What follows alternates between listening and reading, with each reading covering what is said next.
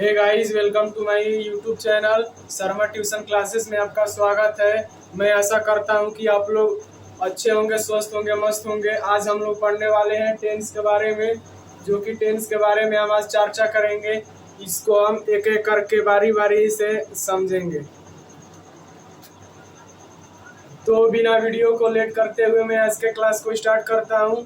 आइए समझते हैं टेंस। जो कि टेंस होता क्या है, इसे हम पहले समझेंगे। टेंस मतलब होता क्या है? टेंस मतलब होता है काल। काल जो कि आप सबको पता है कि जिसमें समय का बोध होता है, उसको हम क्या कहते हैं? टेंस कहते हैं, काल कहते हैं। टेंस के कितने वेद होते हैं? टेंस के 3 काइंड्स होते हैं। जो कि पहला होता है इसमें प्रेजेंट टेंस। जो कि होता है प्रेजेंट टेंस मतलब क्या होता है? वर्तमान काल। क्या होता है?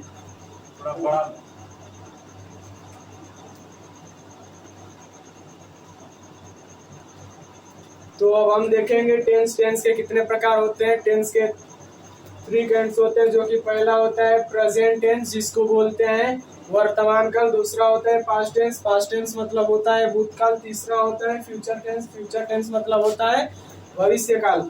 वैसे ही हम एक एक करके इसके बारे में, हम प्रेजेंट टेंस के काइंड्स के बारे में हम पढ़ते चलेंगे। इसके वीडियो में आप बने रहिए। जो कि इसके पहले हम लोग अभी पढ़े हैं टेंस के बारे में। टेंस के बारे में जो हम लोग पढ़ लिए हैं कि टेंस के 3 वेद होते हैं। पहला होता है प्रेजेंट टेंस, दूसरा होता है पास्ट टेंस, तीसरा होता है फ्यूचर टेंस। अब प्रेजेंट टेंस के बारे में हम इसके सभी काइंड्स के बारे में जानेंगे, जो कि यहाँ पर हम लिख दिए हैं। पहला होता है प्रेजेंट इंडेफिनिट टेंस, दूसरा होता है प्रेजेंट कंटिन्यूअस टेंस, होता है प्रेजेंट परफेक्ट टेंस, चौथा होता है प्रेजेंट परफेक्ट कंटिन्यूअस टेंस। अब इसके बारे में हम लोग पढ़ेंगे प्रेजेंट इंडेफिनिट टेंस का आइडेंटिफिकेशन क्या होता है, पहचान क्या होता है, इसके बारे में एक करके पढ़ेंगे। प्रेजेंट इंडेफिनिट टेंस का, फिर प्रेजेंट कंटिन्यूअस टेंस का, प्रेजेंट परफेक्ट कंटिन्यूअस टेंस का, प्रेजेंट परफेक्ट कंटिन्यूअस टेंस का।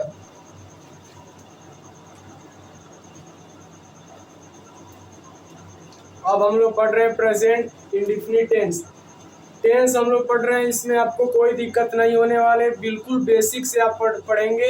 इसमें आप बिल्कुल नहीं घबराइएगा कि मैं नहीं सीख पाऊंगा। आप टेंस पूरी तरीके से, अच्छी तरह से आप सीख पाएंगे।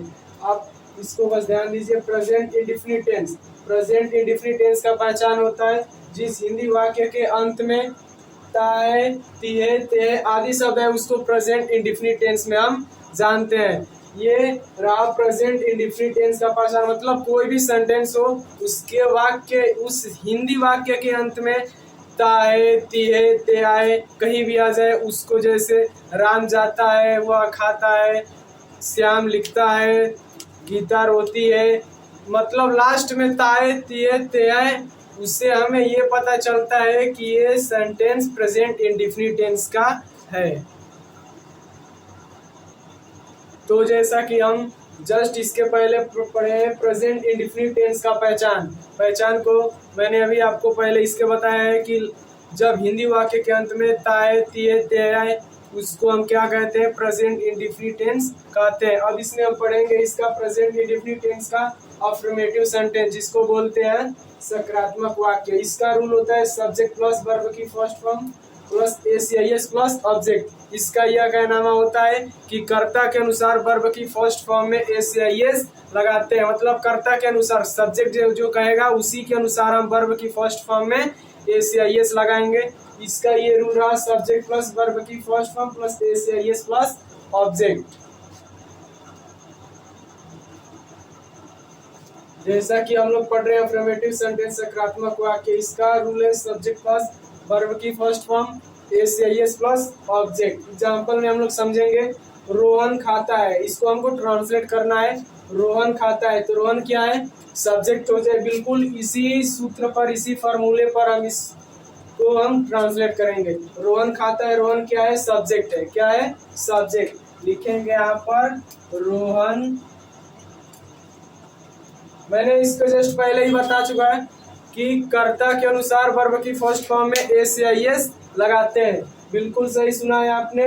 रोहन खाता है, तो रोहन यहाँ पर इसका हो गया इंग्लिश। अब इसमें वर्ब की फर्स्ट फॉर्म, वर्ब का मतलब होता है क्रिया, मतलब कोई भी कार्य किया जाता है उसको हम कहते हैं क्रिया। क्रिया का मतलब होता है कोई भी कार्य करना, जैसे हम पढ़ा रहे हैं, आप लोग पढ़ रहे हैं, ये क्या हो रहा है, क्रिया हो रहा है। बिल्कुल वही सेम चीज है इसमें। रोहन खाता है तो रोहन खा रहा है क्या हो जाएगा, क्रिया हो जाएगा। क्या हो जाएगा, क्रिया। तो खाना है क्या हो रहा है, क्रिया। तो खाना का इंग्लिश क्या होता है, ईट। तो लिख देंगे यहाँ पर रोहन ईट। अब इसको बताया गया पहले ही कि कर्ता के अनुसार वर्ब की फर्स्ट फॉर्म में एस या एस लगाते हैं। तो कर्ता के अनुसार, तो कर्ता इसमें रोहन है, तो रोहन सिंगुलर है या प्लूरल है, तो आप सब जानते हैं कि रोहन क्या है, सिंगुलर है, एक वचन है। तो इसके साथ हम एस या एस जोड़ देंगे, तो इसमें जोड़ देंगे रोहन ईट्स। यहाँ पर हो जाएगा रोहन ईट्स। ये हमारा पहला ट्रांसलेट बनकर रेडी हो गया। दूसरा है वह सोती है। बिल्कुल सही सुना आपने, वह सोती है, वह का इंग्लिश होता है, लेकिन यहाँ पर आपको ध्यान देना पड़ेगा। वह सोती है तो सोती है, तो कौन सोती है, तो वो लड़की है, ये नहीं कि लड़का है। वह सोती है अगर रहता है, वह सोता है तब न लड़का होता, लेकिन यहाँ पर कहा जा रहा है वह सोती है, लड़की है। तो लड़की के लिए हम वह का इंग्लिश क्या यहाँ पर यूज करेंगे, सी का यूज करेंगे। किसका यूज करेंगे, सी का। यहाँ पर लिखेंगे हम सी। अब इसमें क्रिया क्या हो रहा है, तो क्रिया हो रहा है बच्चों सोना। तो सोना क्रिया हो रहा है, तो सोना इंग्लिश में क्या कहते हैं, स्लीप। क्या कहते हैं, स्लीप। लिखेंगे सी स्लीप।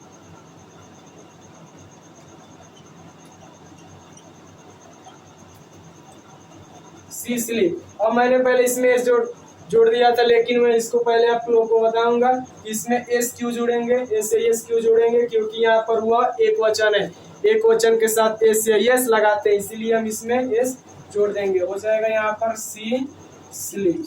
ये दूसरा ट्रांसलेट बनकर क्या हो गया, रेडी हो गया। तीसरा देखेंगे तुम लोग जाते हो। तुम लोग का इंग्लिश इसमें क्या हो जाएगा, यू हो जाएगा। लिखेंगे यू। अब इसमें क्रिया क्या हो रहा है, तुम लोग जाते हो, जाना इसमें क्या हो रहा है, क्रिया हो रहा है। क्या हो रहा है, क्रिया। तुम लोग जाते हो तो जाना एक हो रहा है क्रिया, तो जाना का इंग्लिश क्या होता है, गो। बिल्कुल इसी पर सब्जेक्ट पहले बनाएंगे, फिर इसमें हम देखेंगे कि वर्ब कहाँ है, क्रिया कहाँ है। इसमें एस या एस कब लगाएंगे, कर्ता के अनुसार लगाएंगे। इसमें ऑब्जेक्ट जो रहेगा उसको हम क्या कर देंगे, राइट कर देंगे। तुम लोग का इंग्लिश हो गया यू, जाना का इंग्लिश होता है गो। यहाँ पर करेंगे यू गो, क्रिया भी हो गया। अब इसमें ध्यान देंगे एस यस लगेगा कि नहीं, एस यस नहीं लगेगा। क्यों नहीं लगेगा, आप लोग कमेंट में बताइएगा इसको।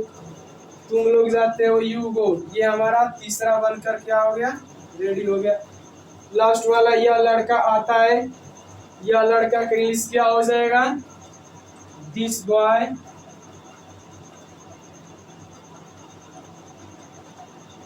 आना का इंग्लिश क्या होता है, इसमें आना एक क्रिया हो रहा है, तो आना का इंग्लिश क्या होता है, कम। लिखेंगे दिस बॉय कम। अब इसमें एक चीज ध्यान देंगे हम लोग कि इसमें एस या एस लगेगा कि नहीं। पहले इसमें ध्यान दीजिए, हम लोग सब्जेक्ट भी लिख चुके हैं, यह लड़का है, यहाँ पर सब्जेक्ट भी हो गया है, आना भी हो, ये वर्ब है आना, तो इसका भी हम लोग यहाँ पर लिख चुके हैं। यहाँ पे प्लस में एस या एस आ रहा है। ऑब्जेक्ट, ऑब्जेक्ट मतलब जैसे आता है स्कूल, हम लोग बाजार जाते हैं, हम लोग स्कूल जाते हैं, बिल्कुल वही ऑब्जेक्ट में बहुत सारे शब्द आ जाते हैं, लेकिन अभी इसमें नहीं है, आगे आप लोग पढ़ेंगे वैसे आप पे आते रहेंगे। यह लड़का आता है, दिस बॉय कम। अब इसमें एस या एस लगेगा, क्यों लगेगा, क्योंकि यह लड़का एक सिंगुलर है, एक वचन है, इसमें हम एस या एस लगा देंगे। लिखेंगे this boy comes.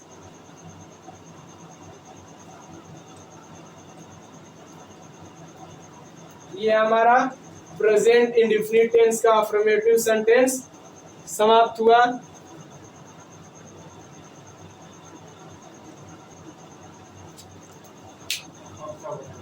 Negative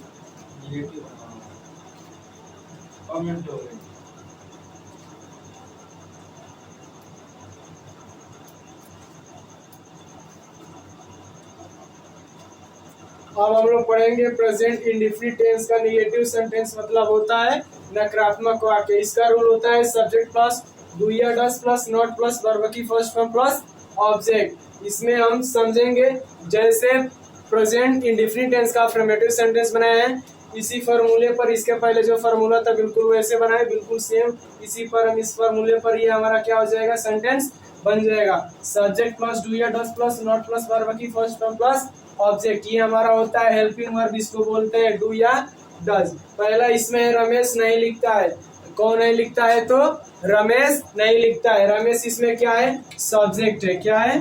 subject. यहाँ सब्जेक्ट आ रहा है, बिल्कुल पहले इसके आधार पे बनाएंगे सब्जेक्ट। तो सब्जेक्ट इसमें क्या है? रमेश। लिखेंगे रमेश। रमेश। अब इसमें हम लोग देखेंगे जैसे जैसे ये है बिल्कुल हम वैसे वैसे इसी ट्रांसलेट को क्या करेंगे? सॉल्व करेंगे। ये क्या है? रमेश नहीं लिखता है, तो सब्जेक्ट भी इसमें हो गया रमेश। अब इसमें देखेंगे डू या डस, तो डू या डस जिसमें ये इसलिए दिया गया है कि डू किसके लिए यूज करते हैं और डस किसके लिए यूज करते हैं। तो डू बहुवचन के साथ प्रयोग करते हैं और डस एक वचन के साथ प्रयोग करते हैं डस का। तो रमेश है, रमेश एक वचन है या बहुवचन, सिंगुलर है या प्लूरल? तो आप लोग सब जानते हैं कि रमेश क्या है? अकेला ही है, तो वो क्या है? सिंगुलर है। तो रमेश एक वचन है, तो इसके लिए हम किसका प्रयोग करेंगे? डज का यूज करेंगे। लिखेंगे रमेश डज। हो गया रमेश डज। अब इसमें नॉट है, नहीं आया तो जाहिर सी बात है हम इसमें नॉट का यूज करेंगे ही। लिखेंगे नॉट। Ramesh does not. अब इसमें वर्ब की फर्स्ट फॉर्म, वर्ब है मतलब क्रिया, तो इसमें क्रिया क्या हो रहा है? लिखना क्या है? क्रिया है। क्या है? क्रिया। तो लिखना को इंग्लिश में क्या कहते हैं? राइट कहते हैं। लिख दिए रमेश डज नॉट राइट। यहाँ पर लिख देंगे राइट। जिसको दिक्कत होगा कमेंट में बताइएगा आप लोग।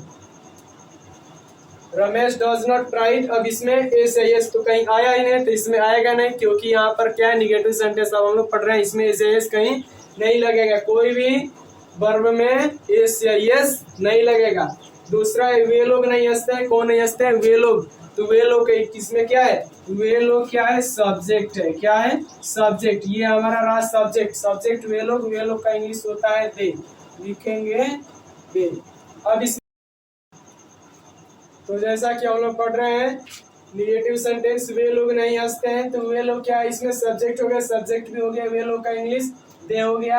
अब इसमें हम देखेंगे डू या डज। डू या डज किसके लिए लगेगा? यहाँ पर वे लोग है, तो वे लोग क्या है? ज्यादा लोग है। जैसे कहते हैं वे लोग हंसते हैं, तो वे लोग क्या है? अधिक है। वो लोग प्लूरल में आएंगे, बहुवचन में आएंगे। वे लोग नहीं हंसते हैं, तो इसमें इसके लिए हम यहाँ पर डू का प्रयोग, दे डू। अब इसमें हम देखेंगे वे लोग नहीं हंसते हैं, वे लोग भी हो गए यहाँ पर। इसमें हेल्पिंग वर्ब भी लगा चुके हैं। क्योंकि लगे हैं इसलिए क्योंकि ये क्या है? वे लोग बहुवचन है, इसके लिए हम यहाँ पर डू का प्रयोग कर चुके हैं। अब इसमें आगे देखेंगे नॉट। तो इसमें नॉट मतलब होता है नहीं, तो इसमें नहीं भी आ रहा है, तो नहीं का इंग्लिश हम यहाँ पर क्या लिख देंगे? नॉट। They do not. आगे आ रहा है इसमें वर्ब की फर्स्ट फॉर्म। इसमें क्रिया क्या हो रहा है? तो क्रिया हो रहा है हंसना। क्या हो रहा है? हंसना। दे वे लोग नहीं हंसते हैं, दे डू नॉट। हंसना का इंग्लिश क्या होता है? लॉफ होता है। क्या होता है? लॉफ। LOUGH।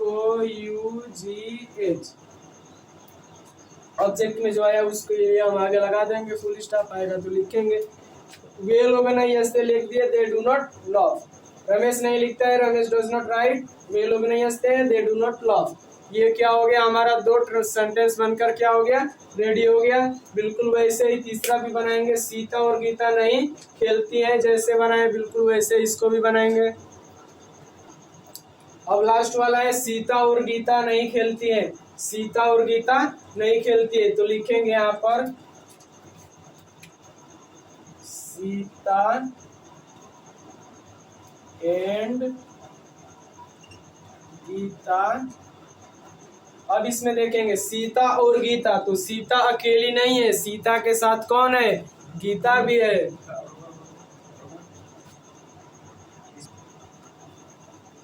तो इसमें हम देखेंगे हेल्पिंग वर्ब कैसे लगाएंगे, क्योंकि इसमें क्या है? सीता और गीता। सीता अकेली नहीं, सीता के साथ कौन है? गीता भी है, वो अकेली नहीं है, तो ये क्या है? ये प्लूरल में आएगा, बहुवचन में आएगा।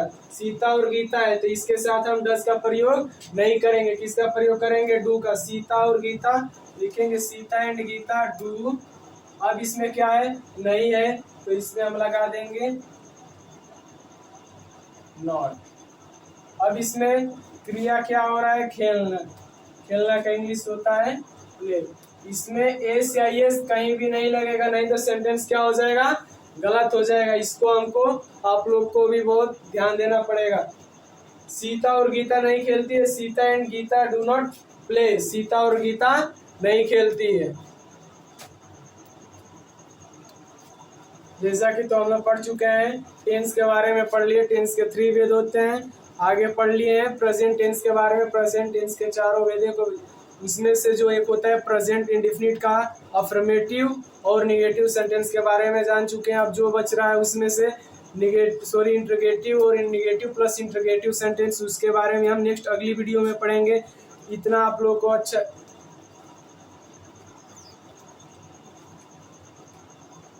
मैं आशा करता हूं कि आज का वीडियो आप लोग को पसंद हो गया, पसंद आया होगा तो चैनल को लाइक करिए, सब्सक्राइब करिए, और जो भी आप लोग को दिक्कत हुआ होगा समझने में कमेंट में, उसको आप लोग जरूर बताइएगा। यहाँ पर मैंने 2 पॉजिटिव और नेगेटिव सेंटेंस का ट्रांसलेट दिया है, इसे आप लोग सॉल्व करके कमेंट बॉक्स में बताइएगा। तब तक के लिए नेक्स्ट अगली वीडियो में जय हिंद, जय भारत।